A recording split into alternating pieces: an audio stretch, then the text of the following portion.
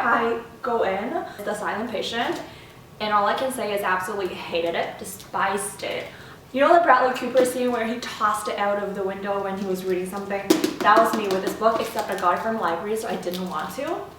But I hated it. It was so bad. Bad writing, bad plot, bad character, nothing good about it. Anyway, so I guess that was part of my February wrap up, but I wanted to mention it. And if you were interested in reading this, I would advise against, but that's just my personal opinion. Hello everyone! I'm going to go ahead and film a quick TBR for March. I know we were like probably past 1 week into March by the time I upload this. So I have a few excellent books that I want to delve into, and this is something that I do with all of my readings. I used to heavily read Chinese novels just for like escapism. So this year I'm trying to do like a split in the middle, like half Chinese, half English, which I'm doing fairly well. I've been tracking all my readings for the past 2 months and it's pretty like evenly spread. But because this is an English channel, that I don't really discuss the Chinese novels that I read or plan to read as much. But if you are interested, definitely let me know. And also I always link my Goodreads, and I have a specific folder or shelf for Chinese books that I read. So anyways, so the books that I am super excited to read, and I'm hoping to film a reading vlog for this, and that's The Poppy War. I've had it for a while now, and I don't really know too much about this except that it is heartbreaking, and it's set in the time period where I think it was during a time that Japan either colonized China or they're in the middle of the war. And I think there's fantasy elements to it. I don't know if it's YA fantasy, but it's featuring a very strong female character, and I've heard raving reviews about this, and I'm really hoping to enjoy this, and I'll record a reading vlog for this. So the female character's drawing on this cover looks super badass. So I love a kick-ass, strong, independent, strong-willed female character, so I'm super excited to delve into it.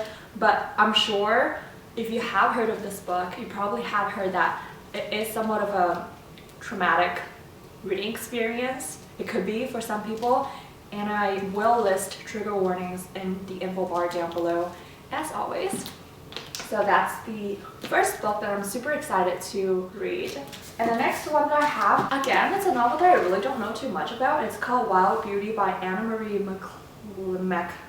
McLemore. Love grows such strange things. I just absolutely adore the cover, and I have heard excellent reviews of this author specifically. I haven't read anything about it, nor do I know anything about this novel. It's a story about love and family. There's a mythology element. For nearly a century, the Nomeovites women, 100% butchering that, have tended the grounds of La Pradera, the lush estate gardens that enchant guests from around the world. I love the magical garden elements to any stories. If they fall in love too deeply, their lovers vanish. Oh my god, there is gonna be angst. I am so excited to read this. I should probably have looked into it more before I filmed this video, even like pick up this book. Apparently there's vanishing lover. There is obviously strong angsty love plot in this, and I just love this cover, so I'm super excited to read this.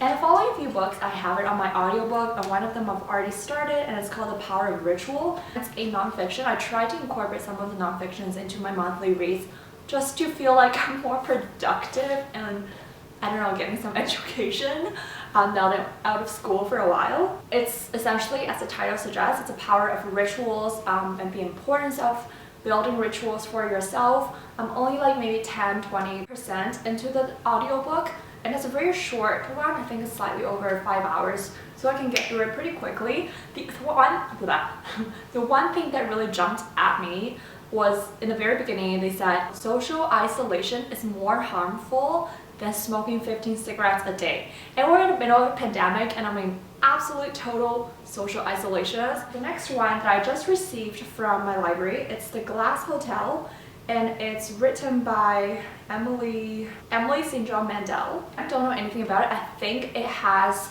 sci-fi elements or dystopian elements. I could be very wrong, And I think I've wanted to read this book for a while, or even started at one point, but I couldn't get into it. So I'm giving it another try this month, and hopefully that will be a better experience. And another novel that I am co-reading, no, buddy reading with all of my friends online, we are reading An Unkindness of Ghosts. It's a sci-fi. I'm 5% into the audiobook. I don't know why I did that. I don't know.